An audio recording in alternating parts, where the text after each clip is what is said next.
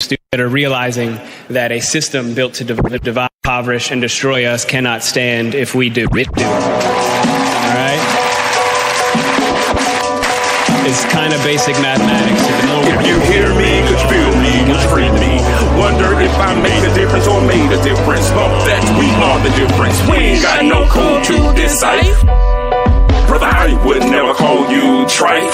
You my brother, though they knife and fork our meals, then cop the silly feels. Yep, it's slimy, kinda grimy, miscalculated the timing. But you can't plagiarize something in disguise and think we have no eyes to see something real as we. This is seriously who we be.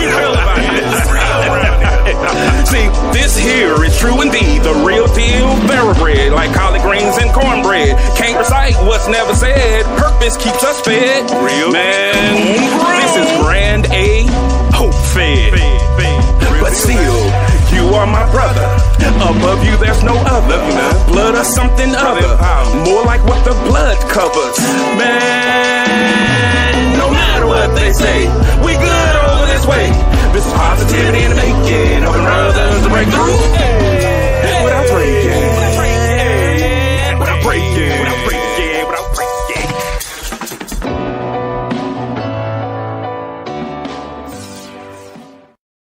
What's going on? What's going on? What's going on, everybody? It's Thursday, so you know what that means. It's Brother Empowerment Day. So if this is your first time watching, Brother Empowerment is not one of those bashing shows, but it is one of those opportunities for us to have healthy conversations, hoping that something that we say will either help the people who are listening or someone that they know. So before we get to our special guest, bro, how was your week? The week has been actually pretty good, man. My mom was in town this weekend. She didn't leave. She left Tuesday afternoon. We got to have lunch. I finally got to see her because you weren't selfish with her. You're selfish with your mama. It's not even my fault. She was handling stuff. I didn't get to see her until she came in, and then when she left. You didn't get to see her until she came in? Yep. I think that's how it works, selfish man. Hey, I didn't tell her not to see you. Because you hogged all the time. I did not. You didn't give her a chance. I saw her for an hour when she came in, and then I saw her for an hour and a half before she left. That's all I got. You selfish with your mama. But go ahead. What else you do? What else besides argue with you? What? Nah, this week is really been chill, man. The weather's been really dope. What else? Been getting my yard together. So shout out to Devan Small. That brother will get your yard right. So D&J Long. Yes, that is correct. Thank you. That brother will get your yard correct, and he's very fair and reasonable. So definitely get at him. But yeah, getting my yard together, man, and really just working still more on saving money and stuff, man, and eating out less. That's been a work in progress. How's that been going? Have you been eating out less? Actually, yes, I have. By how much? What's your percentage? Probably about 20%. It's slow walking it. I'm gonna go with 5%. About 20%. But yeah, other than that, bro, everything has been pretty good, man. Just keep up with the workouts, man. I did a 10-minute workout with a jump rope today, and I feel like I was gonna pass out. If anybody has actually jumped rope for any longer than 10 seconds, you know that right there is it's a workout in itself. Like jumping rope that's some hard stuff for real. I agree, because me jumping is hard by itself. Yes. I was saying, when was the last time did I jump? It was a 10-minute hit workout with jump rope, and I felt like I had worked out for an hour. But for real. But anyways, bro, how's your week, man? It's been interesting. I've been contemplating going back into the workforce, like really going in there and looking. But it feels like everything that DG said to me is like just not employable. Yeah. Because you get to a place where it seemed like purpose won't let you work for other people. So I've been wrestling with that and still trying to figure out, ways to market the business and stuff like that. Yeah. It's not like we've not been doing well, but it's not where I want it to be. Right. And so, but today was actually a rough day because remember I had the 3 deaths back to back. And today was one of those rough days for me. Yeah. So I've been kind of, navigating through that. And I know people be like, grief takes its time and all of that. So that's really what has been occupying my time, but also coming up with creative ways. We just finished our implicit bias workshop, right? The diversity language, where we talked about how there is biases in the assumption of proper English. Right. And there's no such thing as proper English. So that was enriching. That was pretty dope that we closed that out. We had the captain from Holly Springs to join us, and we had a couple of other individuals that came in. The panelists was just like amazing. Yep. So I'm glad that that is over, but I'm also excited about the next leg because we want to do a couple of things in the community. But other than that, man, it's been pretty great. Yep. That's okay, up, man. Yeah. What was I gonna say? I don't know what you was gonna say. No. Because Jay was the first person to tell, or the only person actually told me that there is no official language here in the U.S. I didn't know that before. You didn't know that? I did not. No official language, no official religion. Right. So when people say certain things, they are not true. And I realize that I'm going to continue to kind of educate people on different things that they say because they don't realize that it's oppressive. And when we talk about culture diversity, we need to make sure that we're diverse in everything. So I put one today, stop asking people if they're saying ask or ax. Both of them are correct. Both of them are correct, and both of them mean the same thing. But because we're not educated on different cultures and different dialects, we're missing those opportunities. So I'm going to continue to put those little nuggets out there to make sure that people know what's going on. Yep. But enough about us. Let's go to our guests. So, of course, we're going to start because we have one young lady. She flew all the way in from the big city of Reedsville. To be with us. To be with us. Yeah. From the mountaintop to the Fuquay Valley. So tell the people who you are. She is really a local legend. Like when you step into Reedsville, people be coming out with cameras. It's like the very first time I met her, she made me take a picture. That's right out of your wheelhouse. Yeah, but I'm usually people taking pictures of me, not of other people. Oh, okay. And she had a wardrobe change. Oh. All in one day. Okay, Jay. So, hello, everyone. That was a wonderful introduction. So, I appreciated that. Thank you so much. And Reedsville appreciates that wonderful introduction of myself. The big city Reedsville. But my name is Adrianne Hensley, and I work with our other guest at NC 100 as I guess you could say a teen and parent coordinator. Okay. I don't, like I tell people all the time, I don't really have a title anymore. I kind of do whatever needs to be done and put resources together and put people together. I know that sounded kind of funny, but yeah, that's what we're doing. I also own my own tutoring company. It's called Battle of the Brain. Yes. Jay didn't have the paparazzi here, guys, so I don't. But anyway, I am so glad to be here finally on his show. You know, Jay and I started working together last year, and I'm just now getting an invite to his show, so I'm a little salty about that. But we just got an opening. we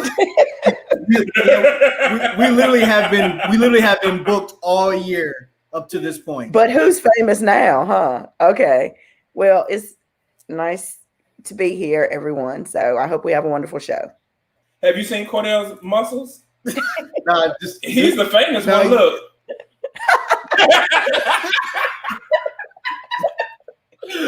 Okay. That's so wrong. I knew it, yo. I knew it, man. Okay. I'm sorry. Merald, tell the people who you are. He's NC 100 CEO. He is so good. Hey, that's it. I was too lazy to change my name when I came in this system. So thanks for having us, man. I'm Merald Holloway. I am the executive director of an organization called NC 100.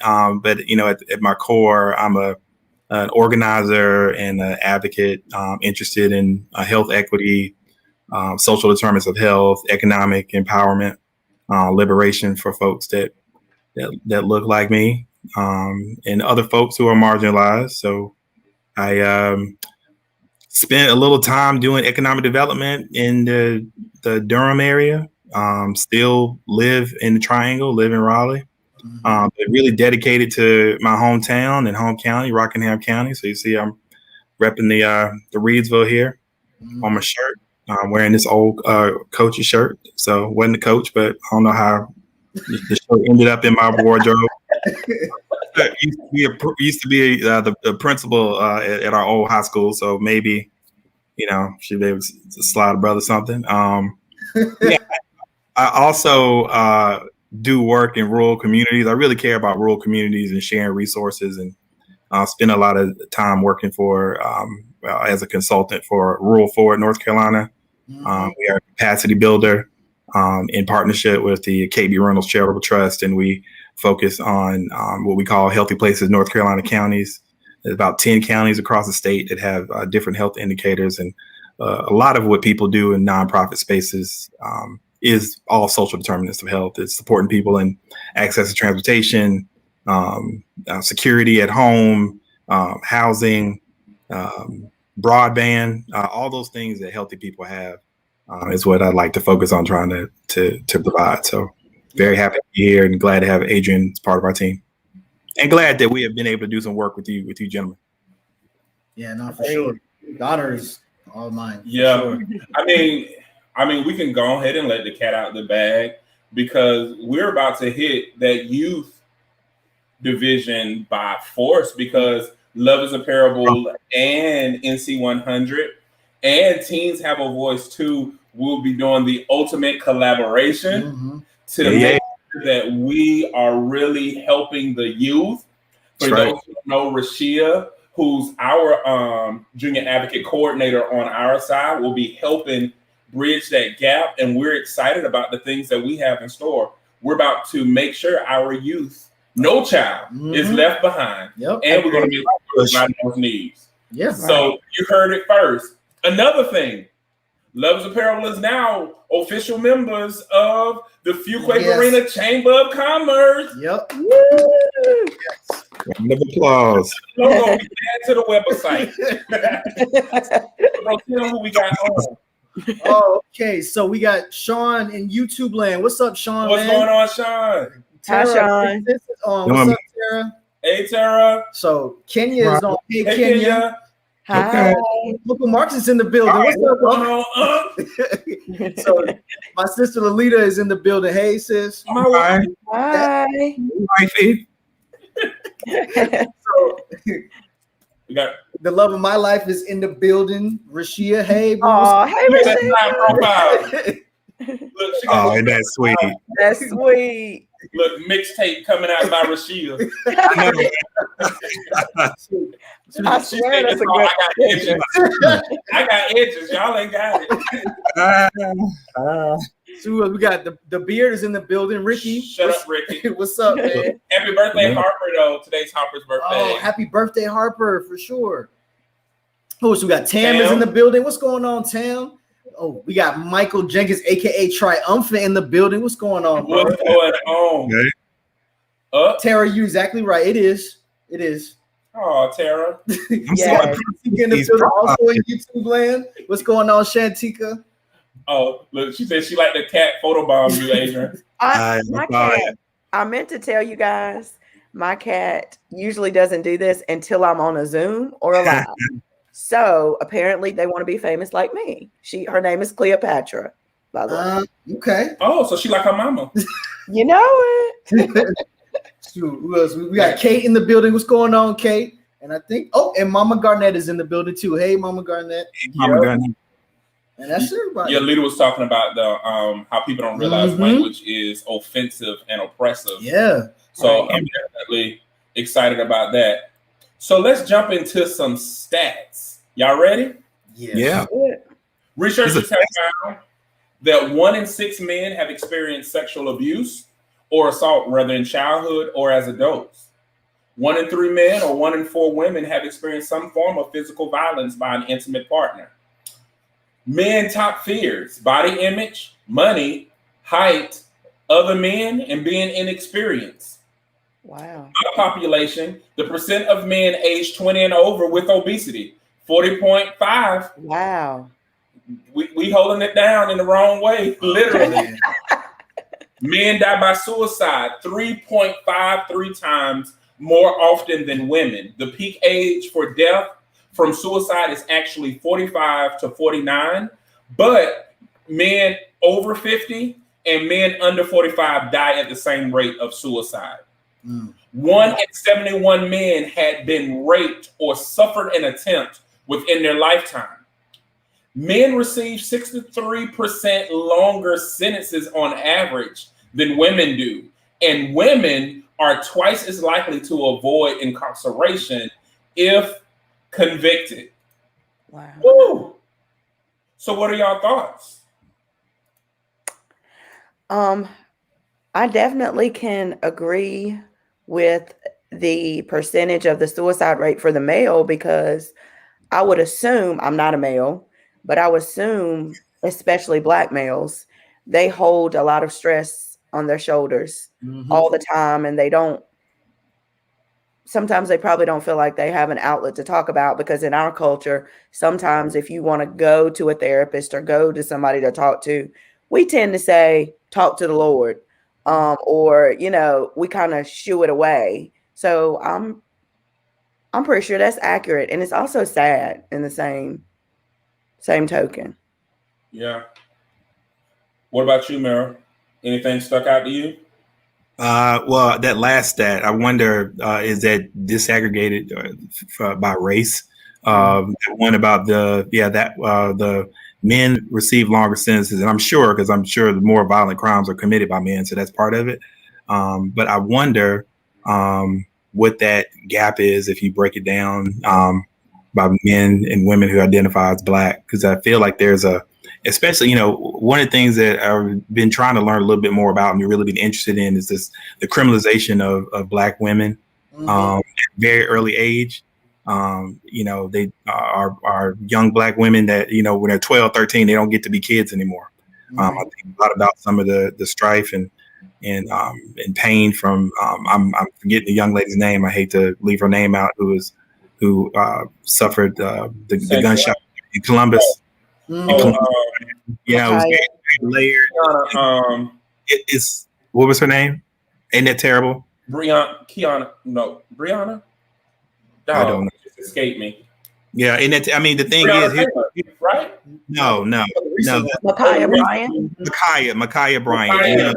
Yeah. And that's an interesting take, right? Because there's so many of these things that we're, being flooded in front of us, and a lot of us have been captive in the last year and had to kind of be confronted and see all these videos over and over again. But and that whole case is really layered. But I think a lot about young women that don't get a chance to be kids. This particular young lady was 16 years old, and excessive force used on her. There's all these stories where you see 11 and 12-year-olds being manhandled by the police.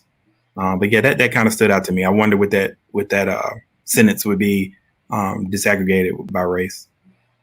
Yeah, it's funny because this year is probably the first year that Ian made it in. What's going on, Ian? He said in Wake County since the pandemic, 3 lawyers and 1 clerk has committed suicide. The lawyers were male, clerk, female. The lawyers were male and the clerk were female. Wow. Wow. Yeah, I would say that this year was the first year. Usually it affects me, but I'm able to kind of move past it. But this year I did struggle a lot with, I think it was the George Floyd case. And that was the first time I felt like I was reliving something over. Right. Mm-hmm. And I don't know if it's because we're closer to the work now or what it is. I'm not 100% sure, but I do know it did affect me differently this year. And my tolerance level is different this year. And my tolerance level overall is different. So I know that it has effects on people differently. And I know that everyone has some type of challenge or something that is associated with it. And we all respond differently. And some of us respond later to those things where it's not always immediate. So that's what I was thinking about more than anything. Let me see. We don't have any comments. So we're going to go to the first discussion question. Leading right into what you're talking about. Leading right on into it. Y'all ready? Here we go. Let's do it. Okay. Madam VP, I don't think America is a racist country, but we also do have to speak to the history of racism in our country and its existence today. She was saying that in response to Tim Scott, who's a representative out of South Carolina, who said that America is not a racist country. What are your thoughts? You know what? I think that's how I'm going first. Boy. I'll say a couple things. I don't have a ton to say. That's positive. No. Okay. I really interesting, right? So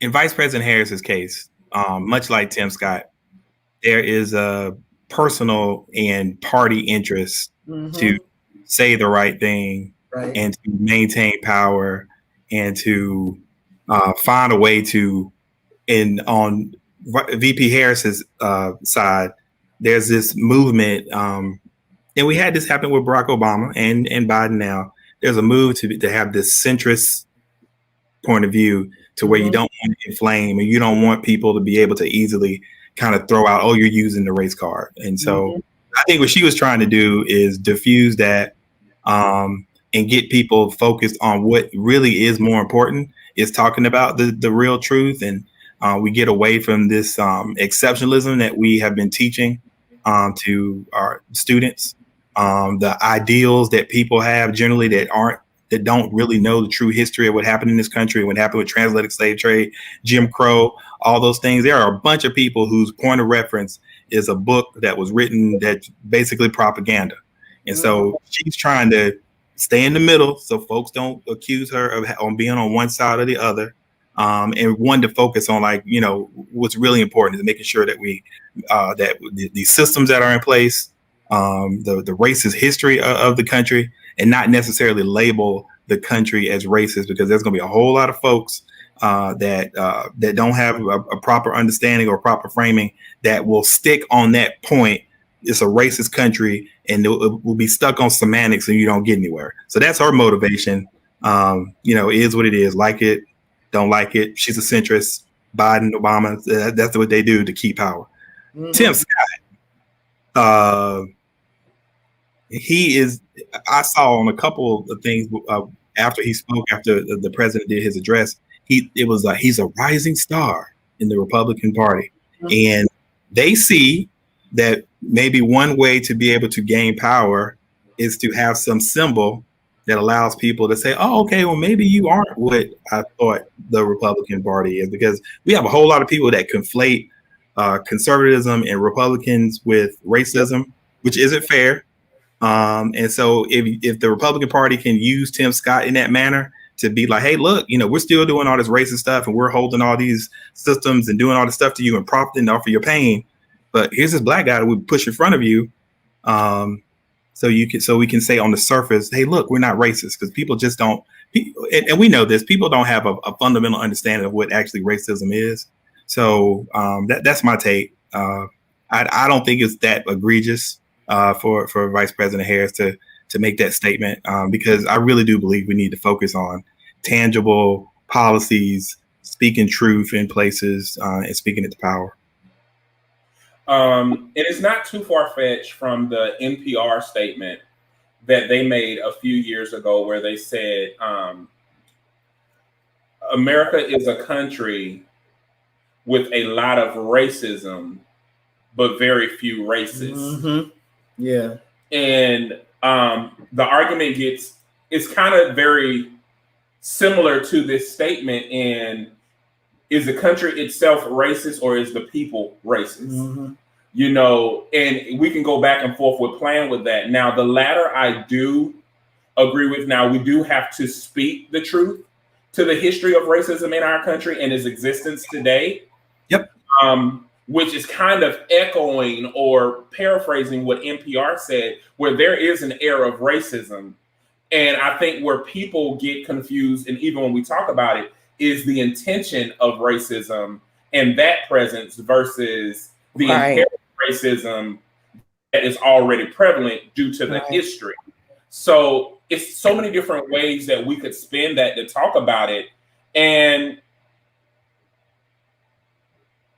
the truth of the matter is, and here's where, regardless of how it's said, whether it was Tim Scott, whether it's NPR, whether it's Vice President Harris, having the discussions is still causing Black people to die. Mm-hmm. Let me, because while we're having discussions, we're strategizing and coming up on ways to figure out a way to soften the reality of things, when in actuality, we still have unarmed Blacks being killed. Yep. We are still dealing in times where passionate men and women, especially of the darker hue, are seen as aggressive, are seen as combative, are still perceived as 2 times larger. So I'm growing increasingly frustrated with the semantics and nuances around statements versus the actions about, well, what we're going to do about it. Yes, we can speak to the truth, but how are we going to dissolve it? Yep. And so those are the things that I'm constantly thinking about. Before your take, either one of y'all take, we got Kerwin, Superman, that just flew in. Bro? What's going on, Superman? And Ricky, who's our voter education specialist on the team, said, I think if Harris came out and said, I feel America is racist, it would change the narrative and distract everyone from the goals of her administration. Mm-hmm. I feel she did a good job of fixing her statement where Scott did not. I agree. I don't know how I feel about that. I feel like be like Biden and don't say nothing. Well, I don't think it was necessary to say something. Kimberly, he does centrist stuff too, though.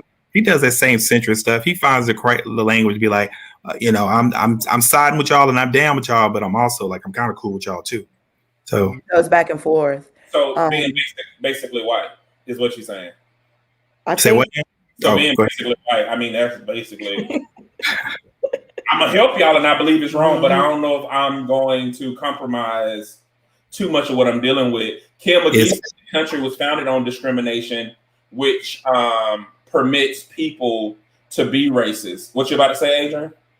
I was gonna kind of piggyback off of what both of you guys were saying, but really discuss the part about we tend to want to find a token Black person and put them in front of something and say, I said that it's not like this. So because this particular Black person said it's not like this, then it can't be, because I stand for everyone in America. And we have someone like that in North Carolina. Our lieutenant governor seems to think, and you guys know me, so you know how I feel about our lieutenant governor. I know.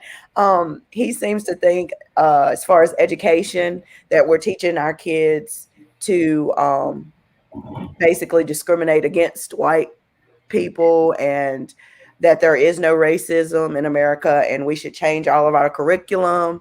So because he says it, people tend to believe it, because that particular Black man feels that way. So I have a problem with that type of thing. Yeah, one of us is all of us. Yeah.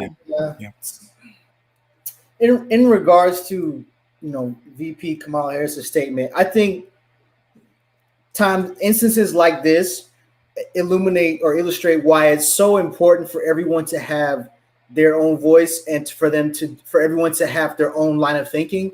Because, well, one, in the current climate and how the current political arena is structured, politicians are always looking, like, well, to Merald's point, they're almost always looking for the right thing to say, and not necessarily saying the right thing. And saying the right thing isn't honesty is not always in that equation. So they're more concerned about saying the right thing, and politicians are concerned about approval ratings. They're concerned about getting elected. They're thinking about the re-election cycle right now, because there are things that they know that they may not be more worried about saying or doing once or get reelected. They don't have to worry about if they're going to get reelected. So there's all those things in the play, and so they are concerned more so about saying the right thing, the quote unquote right thing, and being in the center and not, being inflammatory to anybody. So that's one of the reasons why everyone should have their own way of thinking and research things for themselves and really answer the question for themselves. And really, that question doesn't even need to be asked, because like Jay said, there's how many conversations do we have to have before we actually start talking about actions? We've had conversations about it for forever. So, and I don't expect any politician, especially someone who's into second to highest office in the land, to say something like, yes, this country is racist. It's just, I don't expect anyone in that office to do that, because the nature of that office and because the nature of politics. I will never expect that. And so that's why I just think it's important for people to have their own voice, so they don't have to look to anybody else to answer that question for them or to be honest about that, because you already know how you feel and you already know what you can do. So you're not worried about anybody else. Yeah. And I also think that no matter how much we've arrived, we haven't arrived where we've escaped our blackness. Mm-hmm. And we have to be mindful of some of the things that we say and how that still may put another person in the coffin. Yeah. And those are the things that I'm constantly thinking about. Like, was the statement itself bad? No. Was the statement necessarily harmful? I mean, debatable. But was the statement progressive? It definitely was not. Right. And those are the things that I think about when we're in these positions. And even if somebody came and said, what do you think about Tim Scott's comment? It easily could have been, you know what, I need to investigate more into that before I give a response. Right. It didn't have to be an echo, because what is happening, unfortunately, when we talk about different privileges, unfortunately, every Black person who is in a position has, unfortunately, the privilege of representing all things Black. Mm-hmm. Whether you signed up for it or not. And so people look at you when we talk about token, they look at you as not only the token, but the ambassador and the representative of all things in the Black culture. And sometimes it carries a damaging weight that you don't even know about. And I think that is what these are speaking to. Like Senator Scott has said, or Representative Scott has said things before. And VP Harris, I'm not sure if she said anything like this before. I don't recall her saying anything like this. Mm-hmm. So it's just one of those things, like, she is in an elevated platform, and those are going to be things that she's going to learn, because she is receiving some backlash. Now, I don't believe in the public ridicule of our people in front of a lot of that, because it does confuse the plan and it does confuse the progression. But I do think that the backlash is coming because of the fact that when you're in those positions, unfortunately, you have to make sure all your I's are dotted and all your T's are crossed. Yeah. Jay, can I say something? I want to just to point. I think the thing that's so disappointing, I think why there's the pushback, I think when Vice President Harris was elected, there was like this rush of like pride. I mean, obviously there were a lot of people that were like, hey, Trump, you got to go. Mm-hmm. But there also was like, the symbolism piece about a woman of color being in a powerful position. And I think what's disappointing is at the end of the day, there isn't much power in that position. Right. I mean, there really isn't. I mean, it's symbolic and it's nice, but at the end of the day, there's absolutely no power in what that role is. I mean, you are holding space, and you got a couple things you get assigned to, but I mean, your job is to be the president when the president can't be the president. There's no real, I don't see any way that she can be super effective. And because she, I think you said something about people, whether they choose to or not, when they're in these spaces. If I talk to young people about this all the time, when they go into the corporate space, they go somewhere and they're folks of color, and they're like, oh, I got to deal with this. I got to deal with that. You chose that. Mm-hmm. You don't have to go to, it's where your values are. If you want that corner, if having the corner office is important to you, if holding some political office is important to you, then you're making a choice to be in that space. I mean, people are motivated by their self-interest, and there is no accountability. There will be a large amount of people of color, particularly Black Americans, that will continue to believe and vote Democratic out of some loyalty. Right. And because of that, there is no accountability. So for the centrist type of Democrats and all these politicians, like, I've got to make sure that the moderate voting block of white folks are okay with me because I value having this position. And that's where she is. I mean, it's just, it's nice, and I'm glad she's there, and it's cool symbolically, but there's absolutely no power that position has. Teen Have Voice 2 said, just a quote, but I don't know who said it. You can tell by how great a country is by what it creates, and how bad a country is by what it refuses to destroy.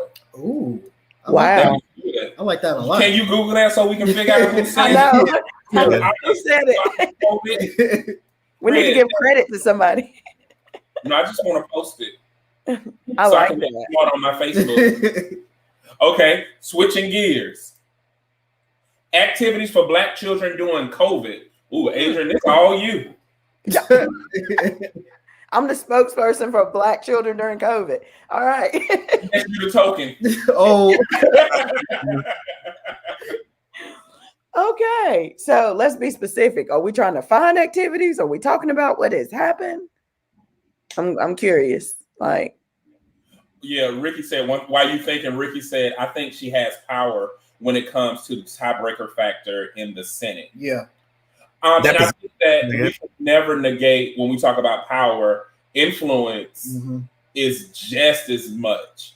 When you're in positions of influence, I mean, come on, think about it. How many? Oh, prime example. Look how talking about the cow industry, the beef industry down in Texas came after Oprah. She not even in political office, but her influence is so strong. They about lost all their money. How many people careers were built off of her favorite things? And so there are certain people that have influence, and so by her and what she represented, she does have influence. So there are some people that are hanging on everything that she says. And I can say this for a person, the very first time I experienced racism, it's funny, you think growing up, I thought things were racism until I really experienced racism and I didn't know. Right. It was like, HR was like, you're a victim of discrimination. And you're like, I am, because there are certain oppression that we already expect that we look past. It took somebody else to say, no, this happened, this happened, this happened. And so a lot of times when we're experiencing things, we don't realize how bad we're damaged. Right. We don't realize how much that we take.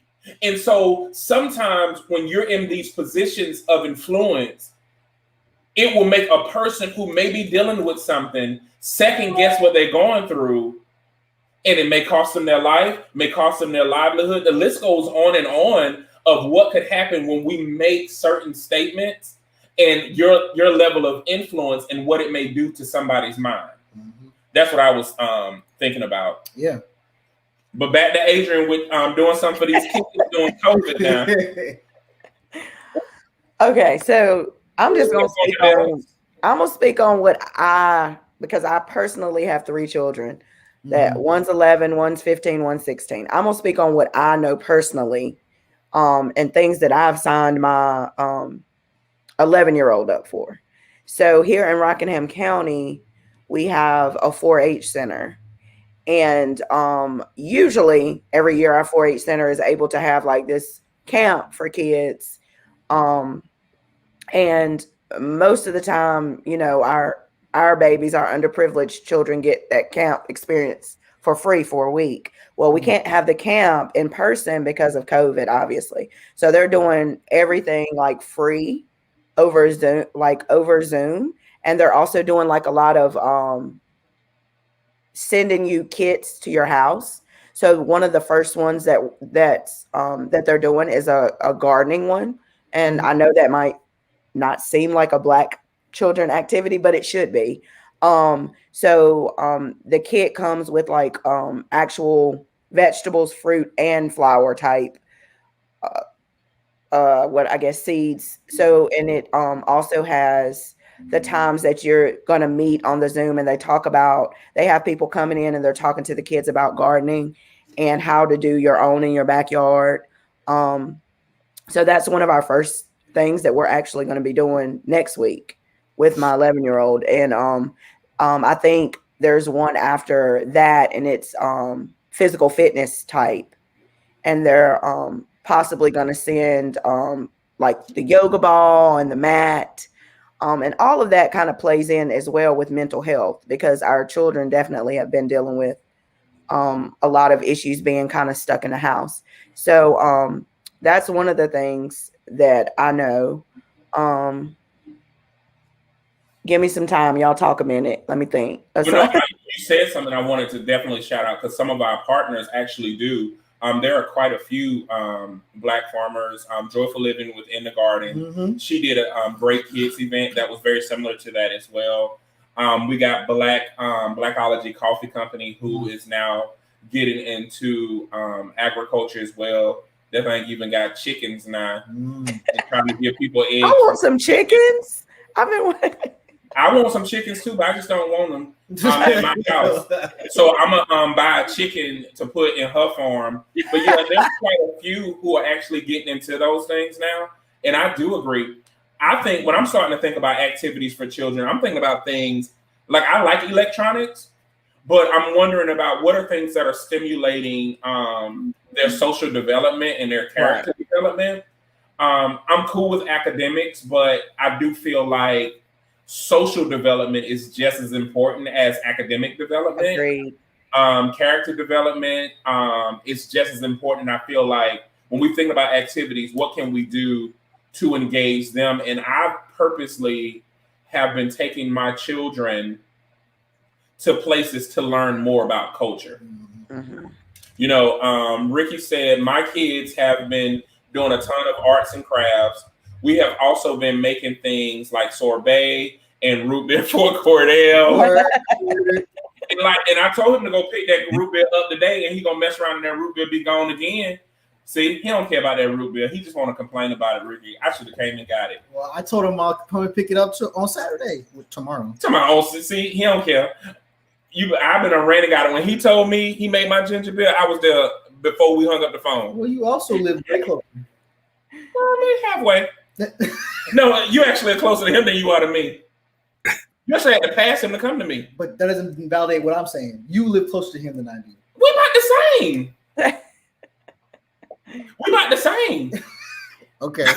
We're about the same. I haven't mapped it out, but I have to see if that's accurate. Yeah, because scratch a lot, find a thief. Because I'm trying to. But Ricky is a fermentation specialist as well. Yep. And that's one of the programs, or one of the things we want to include when we start talking about agriculture, but also STEM, because a lot of people don't think about that component. And these are the things that we want to bring so people can start learning about that stuff. Man, well, there's also another component that our children of color do not get to experience all the time. And that's the world of theater and drama. And I'm happy to be able to be sitting on the board for Rockingham Carolina Theater Guild. And one of the initiatives that we're pushing, and shout out to Reesville Area Foundation for giving a huge grant to bring in more diversity into the theater. So that's one of the things we're looking at, to get more kids of color involved in drama and the arts. And it doesn't have to be on stage. I think a lot of our kids don't understand that there's makeup, there's behind the scenes, there's the stage crew, and they all play a part in it. And it's a really big family, and you may just find your niche there. And so I'm excited to know that Reesville Middle School is actually doing this summer a kind of like a camp, and they're doing it for theater and music and chorus all together, an arts camp. So I'm excited for that. I think our children definitely need to be in that world. I think a lot of times, especially in our county, people just think about sports. And there's so much more. There's so much more that our kids can do. I agree, because if you do music, that helps with math and science. And if you do theater, that helps with the mechanics of writing, self-image, and stage presence. And those are the things that we do need. And that's why we're incorporating all of those things in what we're going to be doing with this NC 100 collaboration. Because see the importance of those things, but also we want to give the students all the things that sometimes we miss. Rashia said, I'm just going to get back into music. Playing and reading was so much fun for me. It allowed me to meet others. Word. You know, she was a drum major, right? Wow. Really? Right. And I want to say she awesome. played the trumpet and the French horn. And she's sitting around and not using her gift. Okay. She the children that Whitney Houston was singing about, and look at her. She's the greatest love of all. Okay, let's go to the next one. Y'all ready? Yeah, bro. Should friendship dating be normalized? Why or why not? Why you roll your eyes, Cordell? So I'm gonna tackle this one first, and I'll. Well, interject. So what does that mean? Clarify what does that mean? Explain it. So I saw this come up a couple weeks ago, and one thing that's become a thing that's really irritating is, and another brother I know named Carl actually brought this up on another comment on a status. There's this thing happening where people are rebranding stuff and then saying this should be normalized. And it's just like, well, wait a minute. One, that was already a thing, and why are we rewrapping it and presenting it as something new? Like, what's going on with that? Like, where's the originality in that? And there is none, you know. So, and I will say that friendship dating to me isn't even a thing. I go out and hang out with my friends, whether they're of the opposite sex or not. We don't call it a date. I just call it going to hang out with my friends. I have women that I'm really cool with, and sometimes I go and hang out with them, get lunch or whatever, and we're in a group sometimes it's just us two or three or whatever. And so, like, I don't understand why this came up and all of a sudden now it's normalized this. So it's like, wait a minute, it was already normal, and now we're calling it friendship dating instead of just hanging out and congregating with your friends. Right. You know, and I think some of it comes from, well, like I said, the unoriginal component, but I also think some of that is coming from a place for some people of insecurity and mistrust within their own particular relationship. It's like, why are we calling it a friendship date instead of you're sitting together just going to hang out with their friends? I think the component of the dressing up, because they were dressing up and going to like formal events. And most times friends don't do that part. And they call it friend dating because, oh, this is something you would normally do if you booed up. But since you ain't got a boo, I'm taking my friend. But I agree with you. I don't date my friends. Right. I feel about friend dating just like I feel about daddy-daughter dates. I don't date my daughter. Right. And I'm not normalizing that because I don't want those little hidden things where your kids are sexualizing their parents and they're looking for their parents and a mate. If y'all don't realize how creepy that sounds, that is not appealing as a father to be sitting there dating my daughter. And I want us to just cut it out. I don't be doing no friends dates. I don't be doing no daughter dates. I don't date nobody but my wife. And I'm still confused because I didn't know. I didn't understand what friendship dating was. Yeah, it's when you. I thought you would. You do basically everything that you would do with a boo, except y'all are just friends and it's strictly platonic. So you dress up. Your friend pick you up, take you out. Like if it was me, I pick you up, say get dressed. We're gonna go to your local barbecue place. So you can enjoy that. You get your nice little fish sandwich by candlelight. And then I'll bring you home and give you a hug and we'll take pictures of us dressed up. Okay, but isn't that confusing? See, I have an issue with maybe I just like titles, but I have an issue with not understanding where that's going. Because to me, that might be normal for a man and a man might not have feelings, but I personally think that a woman would turn it into something different at some point. That's just me, you know. Because it seems like if you're not in a group and you're constantly going out with this one friend, then at some point, something triggers or clicks with somebody that, well, we're doing what a couple would be doing anyway. You know, I don't know. Maybe I don't know. I'm off the dating market, so I don't even know. So let's see. Rashia said she was a high stepping drum major. Kim was echoing what you guys were saying about it. That's true. I'm from an area where all people discuss are athletes. Oh, she's from somewhere around where y'all are from. She's from Walnut Cove. Walnut Cove. Hey, family. Rashia said she's going to use it. Friendship dating is a steaming pile of manure. Thank you, because that's what I was thinking. Oh, she was talking about this. We're just gonna go on a date to Pete's. Pete, there you go. I'm off Pete's. That's another whole thing. That's a whole. I'm off Pete's. It would feel like something more, and somebody's feelings is gonna get hurt. Exactly.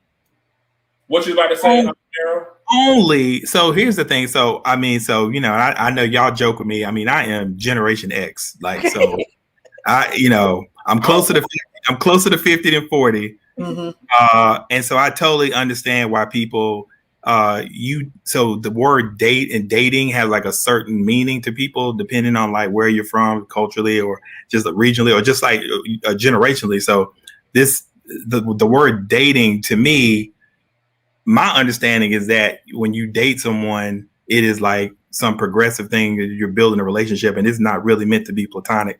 But I will say over time, I've been a little bit more accepting of like, you know, so if the Gen Zs and y'all millennials, if you want to call it dating and not have that connotation of leading towards something that's, you know, romantic, I let people live. I say people also look for reasons to be irresponsible. And that's why I will kick back on it and call things what it is. If you have an interest and you don't think that you're going to get it, so it's like a soft way to shoot your shot. It's a soft way to shoot your shot. You can keep it going and you don't lose anything. Yeah. That's what I'm saying. And I think that people should have those conversations up front because feelings do get hurt because one person that has somebody really liking you and you act like you don't see it, talking about we friends. And that person has a whole life with you and you don't know what's going on. Right. And I think that we need to be intentional about it. If you are my friend, I'm not dating you. Now, if you want to go to this nice little ball or something like that and you don't have a date and you want me to escort you, well, say that. Right. Or if you just feeling down and you just don't want to eat alone, we can go to Pete's for Pete's sake. We can do things like that, but let's not call things what they are. And I want to flip it too. Let's stop acting like we're not that all attraction is not sexual, but there is some level of attraction. People are attracted to people that you have common interest in. People don't want to be around like one of the things that we say, like any of the guys on Brother Empowerment, all of them are clean cut, nice looking guys. All of them can hold their own. Nobody want no woe is me around. Like we want to build you up and encourage you, but we don't want a woe is me around. It's our job as friends to say, nah, man, you hanging with us. You dope by default. Like I always tell my friends, I increase your dopeness by at least 20%. Yes, you told me that. I got 20% increase on it because my level of dope. And I think that we should stop sexualizing attractions and interest and stop assuming that everything that you're getting and any type of attention that you're getting is sexual. Because some things you should have received, like you should. Adrianne is my friend. I should tell her that she's pretty. Now, and I should also pick at her when I be like, you talking about it's a beautiful Saturday out there and all I see is your face. Friends can do that, but if you have a level of comfort and security, establish that in areas that are not comfortable, talk about it too. Say like, hey, it's uncomfortable when we do this, or if we're gonna go on this friend day, I'm not gonna sit here and hold your hand. Right. That's where we're crossing the lines and things. But that's what I mean. There's no communication. that there's no communication. Let me see. Hold on. We done missed something. Somebody love our accents. I know. I love it. Friendship. Y'all country. Somebody said I love y'all. Who is y'all accent? Whose accent she talking about? She love you. She's not talking about me, is she? She talking about me. I got to draw. Y'all from the same mountain. They from that same mountain. The same from mountain. Hills, baby. Ricky, I feel you. You. Are too strong.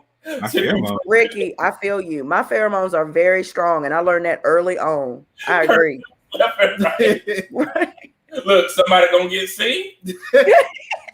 People just aren't transparent about their intentions and feelings and try to cover it up by making it sound platonic. I agree. Matter of fact, me and Ricky had a conversation about that. Like, there are people like my wife, I think, is like amazingly beautiful, and nobody can run with her. Like my wife, she kills the game.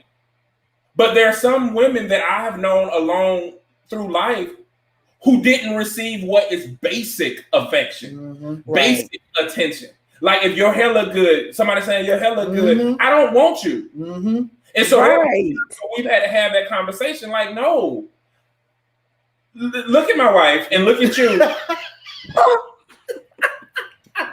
I want my wife. Like, do y'all not see us taking pictures and everything? No, it's the truth. You're wrong for that, bro. You're wrong. I'm not I wrong. agree, though. There are a lot of women that people be trying to take a compliment, and it's like, no, just because I'm showing you interest and I respect you, you're a beautiful person, you got a lot going on. I'm not trying to leave my wife for you. Yeah, right. I'm not trying to spend the night. I'm not trying to redo any Luther song for one night. That ain't my aim. No, that's true. And I think just like Rashida was saying, when it comes to being intentional, you know, for me myself, if I wanted to, you know what I'm saying, to get with you or shoot my shot, you would know it. Me, like Jay said, me giving you basic attention or giving you a compliment is really just that. It's nothing. There's no ulterior motive. There's no, well, let me see there's none of that. If I wanted you, you would know, because I'm very straightforward when it comes to that. Right. Yeah. And I think that's where friendship. They should feel comfortable asking you that. They should feel comfortable asking you that. Hey, you know, you've been complimenting me a lot. Like, am I reading something? Yeah, but people don't want rejection. So you don't want rejection. So you're not going to ask. So I mean, that's just a basic human thing. That is very true. But I mean, casual dating, if people want to go and have fun, not everything needs to lead to marriage, or everything needs to have some definition to it until one of the parties says, hey, I need a definition of this. You know, it gets messy, but I think we're all saying similar things. You just have to have good communication. But, you know, I like to let people cook. You know, I don't necessarily think there's one way to do anything.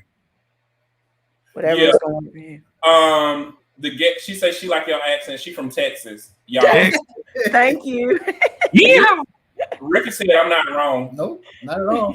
And he said not Luther. Cordell, somebody, if I wanted to, I'd have. I think that because the dynamic between men and women have been convoluted, especially in the dating realm, that simple statement of if I wanted to get with you or shoot my shot, you would know. I mean, I think that's been like clouded because people have been doing the kind of like, well, let me roll the ball and see if it rolls a little further. Pick it up. You know what I'm saying? Oh, she ain't. Oh no, I'm cool.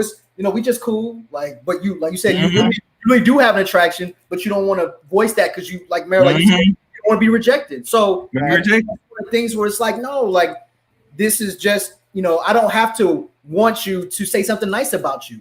And I think that's what I was trying to say earlier, but it didn't come to me. But yeah, I don't have to want you to say something nice or to be nice to you or to show you basic human decency. You know, right? Y'all, the whole hour went by. Oh yeah. Wow. How the whole hour? That's crazy.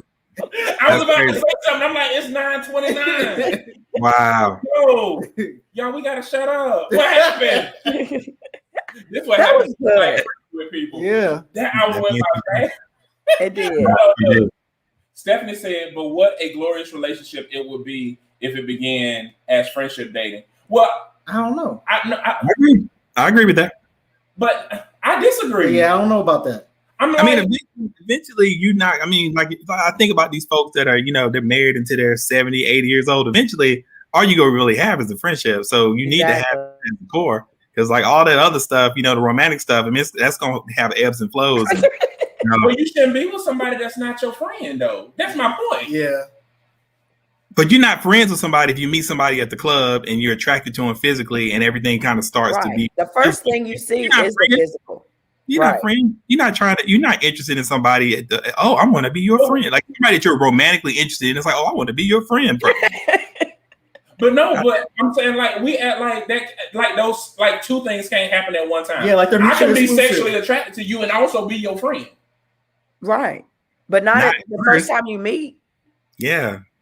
But I think we're making that too complicated because when I first saw my wife, I knew she was my wife. I didn't think about sex or friend. I just knew that was my wife. Yeah, that's true. And so it's like I think we as humans are so fluid. There's so many different ways. And I literally know somebody who's been married for nearly 20 years and they met their wife in the club. Well, yeah, you meet them in the club. You meet in the club? And like then my wife got married. We got engaged in 2 months of knowing each other and in less than a year of being married. They got married in less than 3 months of knowing each other. And it's straight club. It was straight club. It was straight club to the, that's why people say things. I think you shouldn't. What type of relationship you in if you ain't friends with them? I just wonder about that. Yeah, I wonder the same thing. Like toxic relationships out there, y'all. There's a whole lot of toxic. Yeah, we do know that. They're not friends. I'm of the mindset too of you're in a relationship with someone that you have common interests with that you can be that you can. I thought Rick is stupid. Oh, I believe that too. Like, yeah. So I mean, but why wouldn't you be with someone who you have these common interests, who can be yourself around, and like Jay said, who you aren't friends with? Like all that, those things aren't mutually exclusive. Why can't all that be rolled into the same package? Why we got to be this first and then this? But why can't it just be you just are hooking up? Right. Well, no, but say that. That's my point. Don't call it friendship dating. That's an interest. Mm-hmm. That's a soft shot. You can shoot a soft shot. A layup. Right. Yeah, but the point is sometimes when you see them, like I see both sides, but like sometimes when you see them, you're not seeing them in the club and want to be friends for a relationship. You seeing them in the club to know you want to hook up. That's what. But I think we can't say that either because we never know. I know if I want to hook up. Yeah, you know. We can't say that for everybody. Like, it's some people in the club like, no. Listen, you might go to a club in a city that you ain't never been to before, and you like, shorty over there, I want to see what's more to that. Mm-hmm. Yep. That's true. And I feel like, and just because people do have sex on the first date, I don't think it's just a sex thing either. I don't think we should be canceling things out and saying it's not one lane. It's multidimensional, and people are all fluid and they can do different things. Like one hookup may be just a hookup. Yeah, but the other one may be a wifey. Right? Yeah, and the person that you don't have anything in common, or the person's a horrible person, you find out like you had this very physical, attraction. You did what you did. You're like, oh my god, we don't have any interest. Maybe not too bright. Or you're just a horrible individual, or like you're aligned to like white supremacy or something. I mean, like there could be something that just completely turns you off after you've done what you wanted to do. And it's done. Yeah. But then that person may serve a purpose. And then, there's plenty of people that have these relationships where every time I go to New York or every time I go here's this person and we have a relationship. We don't really have anything in common other than this need or, when I'm here. When I'm here. And people have plenty, that's fine too, as long as you communicate this is what it is. Now, I'll say this too, though. A lot of times there are other circumstances outside of that relationship that may hinder that. Let me give you a good example. That one hookup person that you always hooking up with, what people don't realize is if that's your standard hookup, that's a relationship that you guys just don't want to identify. Mm-hmm. And there's a level of trust and intimacy that you do have with that person. And they're providing something that neither party is really taking the time to talk about. Mm-hmm. Now, it could be that you are in two different places. But people ain't sit down and said, like, you know what? I would really like to pursue a deeper relationship with you.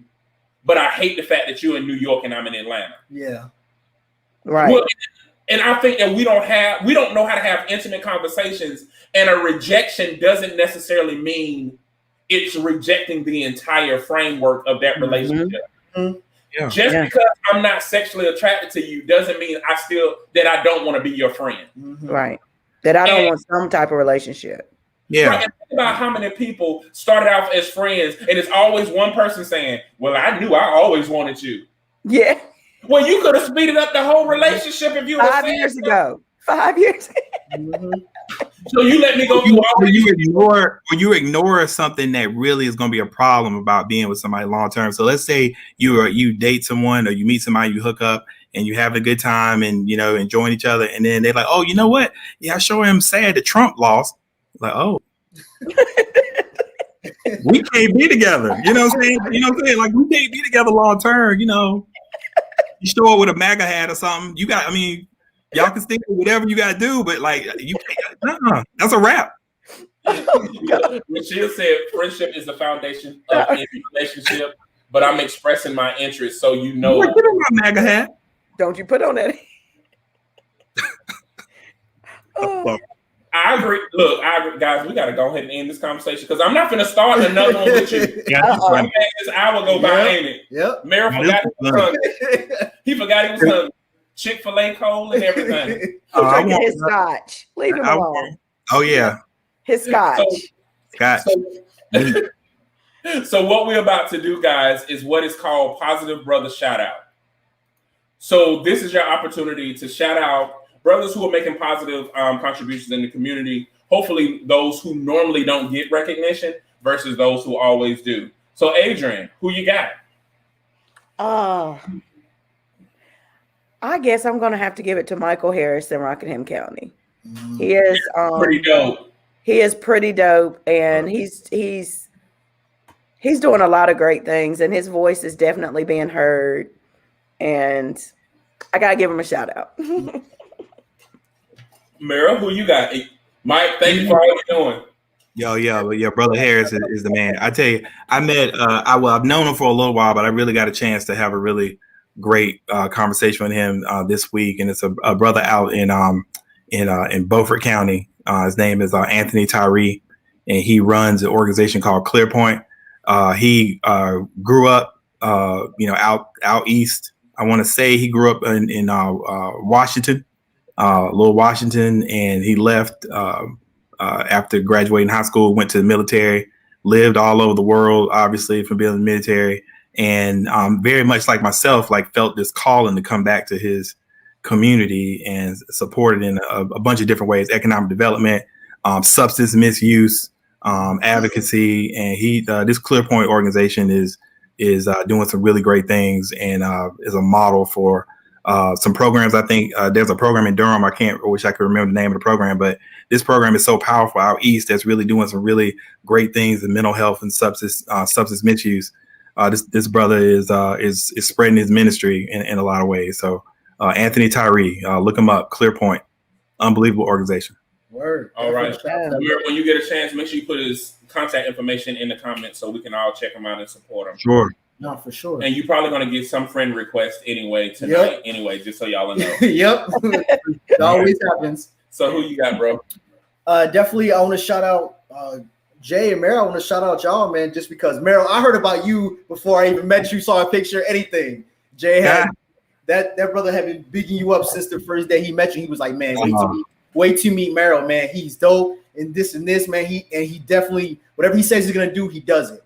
And that's all up, man. We gotta respect a person, much less a brother like that, for sure. Appreciate so I definitely want to shout you out, man. I want to shout my brother Jay, man, just because, you know what I'm saying, not only is he a dope brother, but shoot, we both got locks now. You know what I mean? We both got locks now. Qualifies locks. All right. Yeah. So yeah. Look at that. Look at that. Look at that. Look at the camera. Look at that. Yes. Look at that. I want to shout out that brother, man. I also want to shout out Kerwin, and I also want to shout out Ahmed Redwan. Ahmed is a brother that we know mutually, and he is a Muslim. And this brother is an open book about his faith and just, being a Muslim in general. And I definitely want to say that I appreciate him for that, because he's the first lifelong, Muslim that I've ever met. And with some people, when it comes to their faith, if you're not of the faith, they consider you an outsider. They don't necessarily want to talk to you about things that are quote unquote in-house. But Ahmed is not like that. And he's very welcoming. And any questions I ever had, even about learning Arabic, he was like, yeah, man, just, whatever. And so I want to shout him out just because those are the kind of things that bring us together. And, those things like that, just, they don't push people away. It's like, hey, you don't have to walk through the door if you don't want to, but the door is open. You know what I mean? So I definitely want to shout out their brother. And the last thing is I want to shout out all the brothers, man, that are just helping sharpen other brothers. Like probably my favorite quote of all time is iron sharpens iron. And so I definitely have respect for any brother that sharpens any brother or any group of brothers. I definitely have respect for them. So I want to shout out those brothers too, because that is a tireless and sometimes, a thankless job. And I don't think that, that brothers get enough recognition for that. So brothers like Jay, Uncle Marcus, Keon, even you, Merald, like I just want to shout you out for just sharpening other brothers, because that's really what we need. You know what I mean? That kind of support. So yeah. Agreed. What was the time, Ricky? I know. What was the time, Ricky? Yeah. I will only be echoing what it's saying. I feel like, bro, since we've become even closer, like we talk about this all the time, like I ain't thinking my old age you'll be getting like new friends. Like Drake, no new friends. But there'll be new friends that showed you that none of your friends were really your friends. Yes. Like I ain't had no friends that I mentioned, but no. It's like since Cordell been in my life, man, he showed me what friendship is really about, what brotherhood is about, helped me look at things totally different. And so I'm able to be a better husband, a better father, a better provider for all of the people that I'm connected to. And because we did Brother Empowerment, I know I never would have done it had it not been for you, but we're able to make those connections like with Ahmed, who are our brothers, who we talk to every single day. Yep. Merald, never in my life did I talk to dudes every day. Now it's dudes we talk to every single day. Yeah. Ricky, Ishad, Alex, Van. That's healthy. That's healthy. Kerwin. Yeah. And Lonnie. And then my younger brothers, Mike and Tramel, I mean, the list goes on and on. We communicate every single day. But I also wanted to just say, Merald, like, you came in as such, I think, an integral part of this Love is a Parable journey, because I did lose hope in our older brothers.